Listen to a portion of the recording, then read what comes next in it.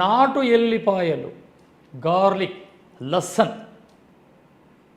ఒక 200 గ్రాములు అలా పొట్టు తీసి శుభ్రంగా పక్కన పెట్టుకొని, మంచి దేశీయ నాటు నెయ్యిని అలా ఇనప కడాయిలో వేసి ఈ ఎల్లిపాయలు అందులేసి కొద్దిగా వేయించల్లా, కొద్దిగా అతి చిన్న మంట పైన కొద్దిగా బ్రౌన్ కలర్ రాగానే వాటిని ఒక కంటైనర్లో భద్రపరచుకోండి. ఏది గాజు డబ్బాలో, ప్లాస్టిక్ దానిలలో పెట్టకూడదు.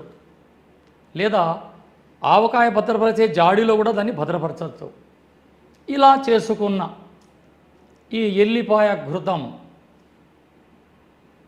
ఎల్లిపాయల ఘృతం, ఘృతం అంటే నెయ్యి, వీటిని ప్రతిరోజు ఆహారంలో 4 ఎల్లిపాయ ముక్కలు, 4 రెబ్బలు, 3 టీ స్పూన్ల నెయ్యిని అలా అన్నంలో కలుపుకొని అలవాటు చేసుకుంటే ఫస్ట్ బీపీ కంట్రోల్, రెండవది ఈ రక్తంలో ఉండే క్లాట్ అన్నీ కరిగిపోతాయి.